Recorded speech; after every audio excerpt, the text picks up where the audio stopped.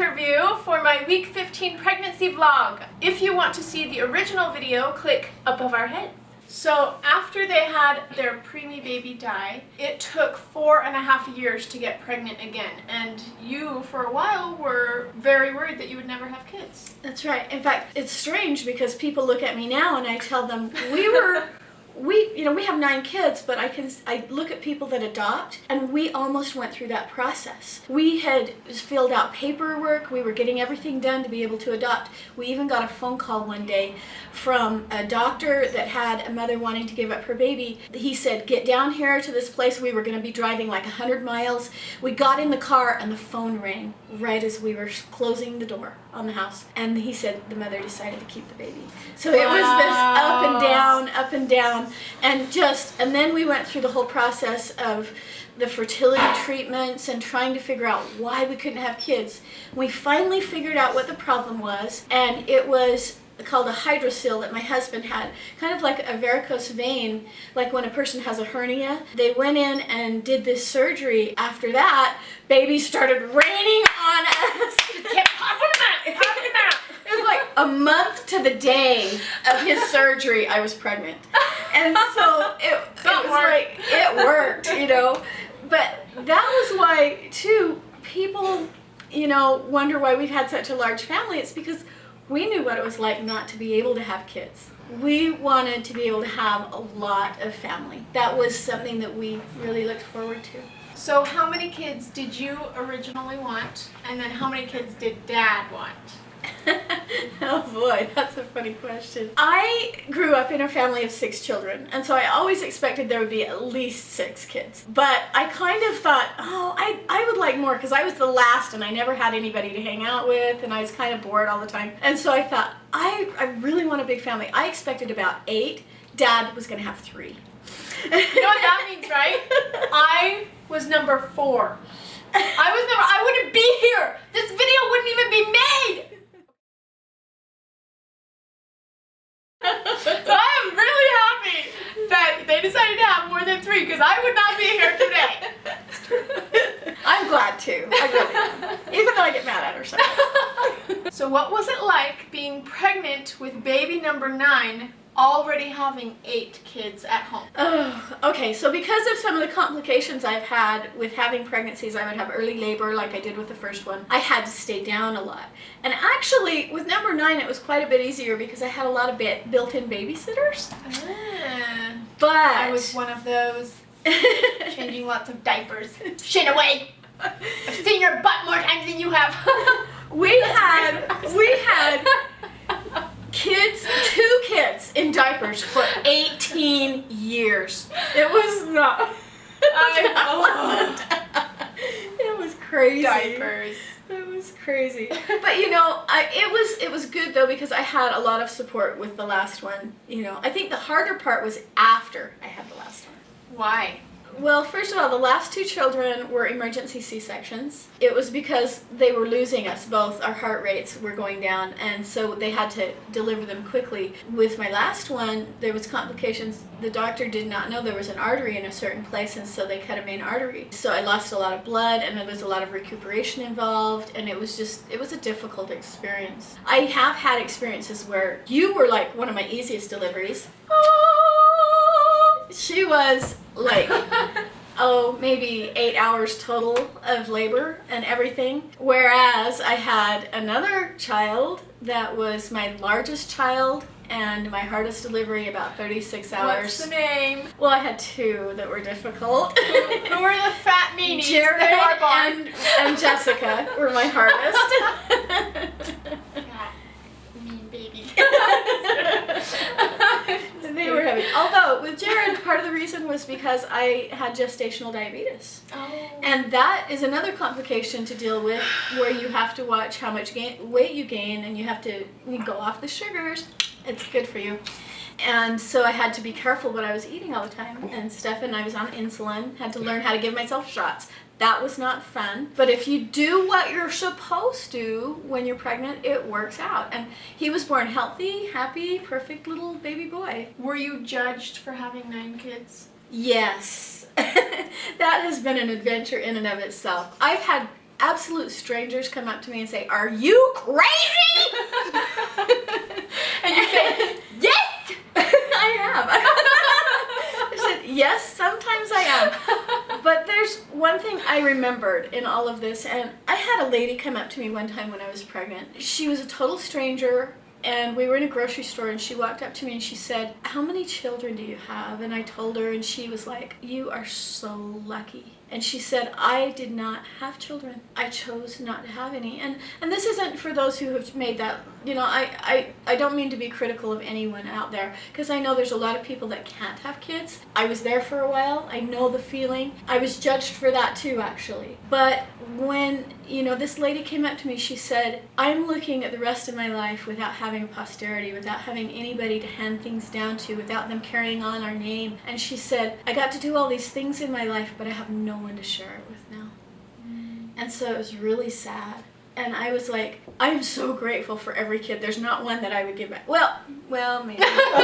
But no, I'm just kidding. No. I love them all. They're awesome. Every single child. Now having grandkids, that's amazing to me, And I didn't plan it to turn out this way. I didn't plan to go through these things. It just happened, Now, having talked about having 9 kids, what were the differences between having 1 kid and 9 kids?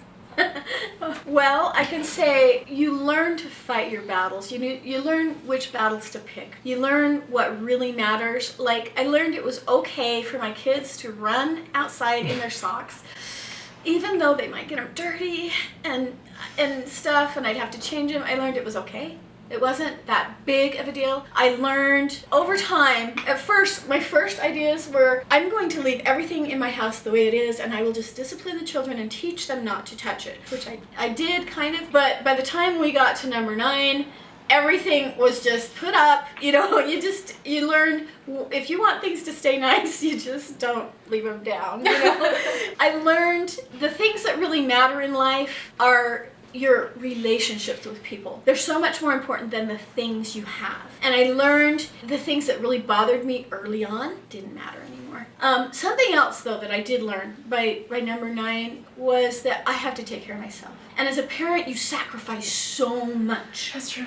And you're the one that your laundry's the last to be done. You don't spend time on yourself. You always take care of everybody else's needs first. And I learned you have to have time for you. It is so important, because you can get really lost in just bringing up a family. And you have to take care of yourself emotionally, physically, and spiritually.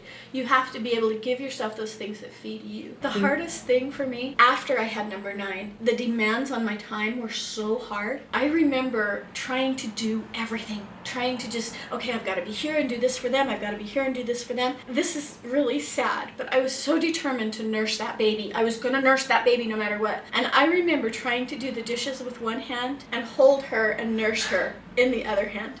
And I was standing at the sink, yes, crying, I've got to do everything. And finally she had acid reflux issues, and I was like, I can't do this anymore. And I ended up using formula, and guess what? It wasn't the end of the world. It was okay. Yeah. And she's fine, and it didn't ruin her immune system. She was fine, And I learned, okay, it's all right. Because challenges happen to every parent, every family, and you just got to learn to roll with it. And some things that work good for one person aren't right for somebody else.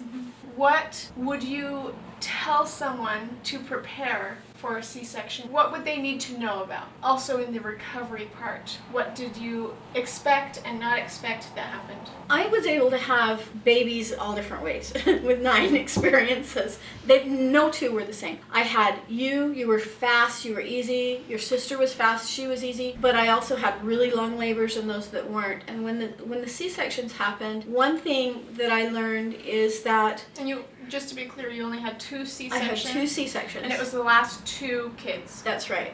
And part of that had to do with the fact that I was older. Basically, my body was worn out, and it just did not function the same as it used to. The muscle tone wasn't there anymore. If you have the choice of having a C-section versus natural, personally, you have to do what's right for you. I know there's a lot of people that get C-sections just for the convenience. And I honestly say, for me, it wasn't convenient. pregnant. Yes, they get the baby out, you're knocked out, or you're semi-awake, and you don't feel anything, but the recovery time is so much longer. If you can have it naturally with an epidural or without an epidural, it's a lot better because your recovery time is days versus months and even years. With a C-section, sometimes it takes you literally 6 months to a year to recover. There are so many complications that can happen from that. There are with any delivery, but there's a lot more complications with a C-section. Like I had an artery that was cut and I lost so much blood, and the recovery from that was really difficult. When you have a C-section, you've got to plan. You just have to plan on taking about a month's time off, at least minimum, because you're going to be having so much pain.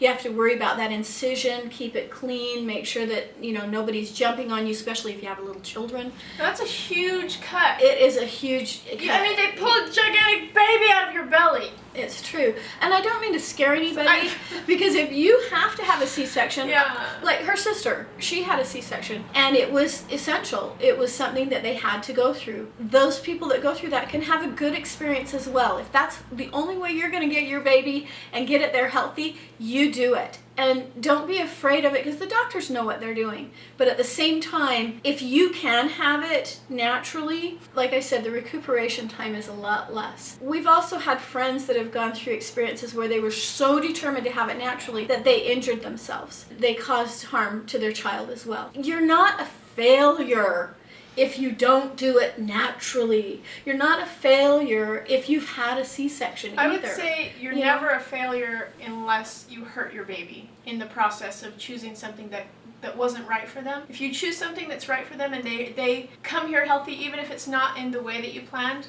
you're perfect. You did everything right, I think. Well, and even at that, some parents are trying to do what's right for their children, and they might have difficulties, and they might end up with trials. I had lots of doubts about myself after our first baby died, because I wondered, was it my fault? Did I not exercise enough? Did I exercise too much? What did I do wrong? And I came to learn that wasn't my fault. Life happens. And you just have to be prepared for that, and then turn to those around you for that support that you need. Bringing a baby into the world, I think, is one of the most amazing things that a mother can do. You're giving the gift of life. You're literally sacrificing yourself to give somebody else life. What greater thing could you be doing as a parent? I mean, isn't that amazing? That is the coolest thing ever. No matter how it happens for you, just be grateful for that opportunity and be happy that you can be able to experience that life and holding that little bundle of joy, Here's an interesting question. In the hospital, from the very first baby that you've had, or second, from the beginning of the family to the end, what changed in the hospital? What things did you notice that were like completely different? Oh, wow. Okay, with our first babies, no one was allowed in to visit. Really? And even Dad, it was like, Dad has to stand back here and watch everything. By the time we got to the last ones, Dad was catching the baby, and it was this totally different ball game.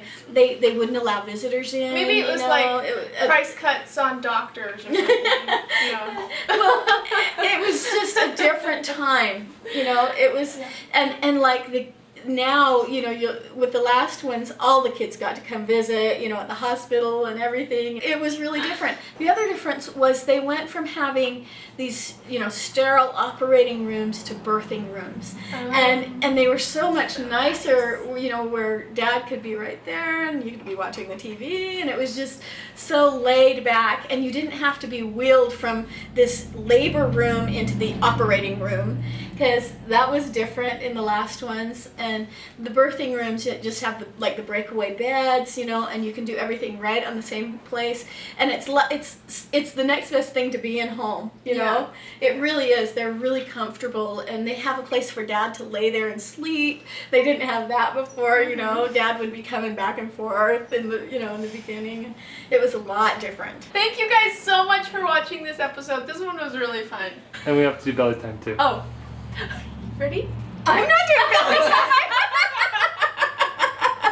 See you guys next time!